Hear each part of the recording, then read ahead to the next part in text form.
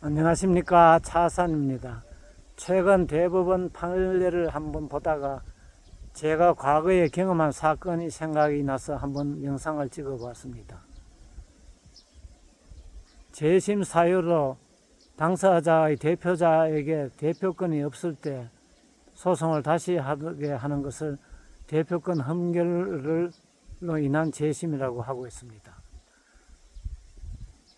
종중이나 또는 회사의 대표자가 아닌 사람이 대표자라고 하여서 소송을 제기하였다가 패소한 경우에 그 종중이나 회사는 다시 적법한 대표자를 선임하여서 정전소송이라 하여 재심을 제기할 수가 있습니다.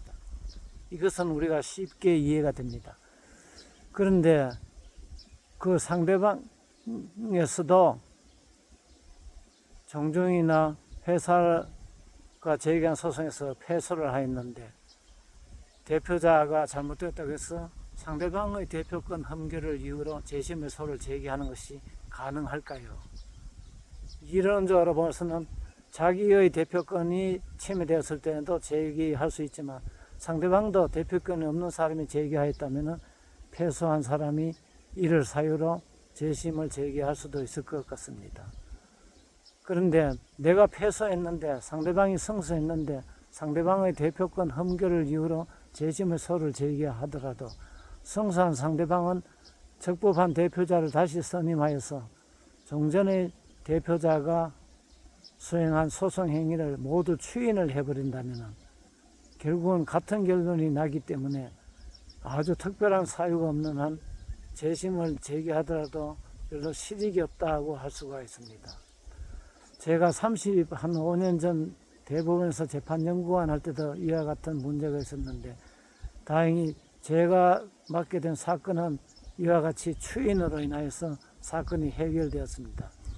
그런데 너무나 이상해서 독일의 문헌을 보았더니 딱 한 건이 소개되어 있습니다. 그런데 그 사건은 가사 사건인데 승소는 했지만 그 승소의 결과가 이제 와서 보니 마음에 들지 않아서 상대방의 대표권 흠결을 이유로 재심의 소를 제기한 경우입니다.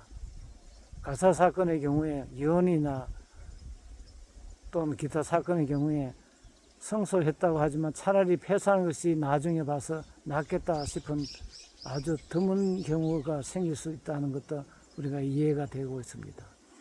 그런데 최근에 대부분 판례를 보면은 이와 같이 상대방의 대표권 흠결을 이유로 하는 재심 사유의 경우는 조금 요건을 다르게 설치를 하고 있습니다. 즉 상대방의 대표권 흠결이 없었다면은 본안에서 내가 이길 수 있었을 가능성이 있어야 된다는 요건을 추가로 보태고 있습니다. 그런데 소송은 해봐야 아는데 재심 사유가 되는지 안 되는지를 본안의 결론까지 보고 다시 소급해서 재심 사유가 있다 없다를 판단하는 것은 어떻게 보면은 주객이 전도되고 결론을 가지고 요건을 따지는 격이 되어서 찬성하기가 어렵지 않나 저는 생각을 합니다.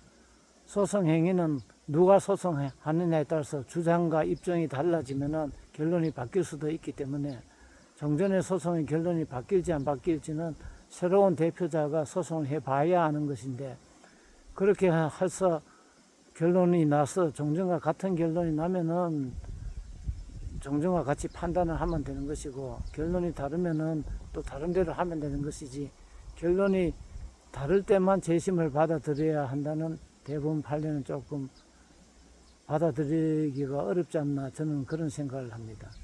그래서 이 판례를 보면서 종전의 대법원 판례를 하나를 소개를 했습니다. 2000년도에 나온 종중을 상대로 한 사건인데 그 사건에서도 지금 이 판결과 같은 결론을 내렸기 때문에 최근 이 대법원 판례도 종전 판례를 그대로 인용하면서 재심 요건을 엄격하게 해석하였습니다.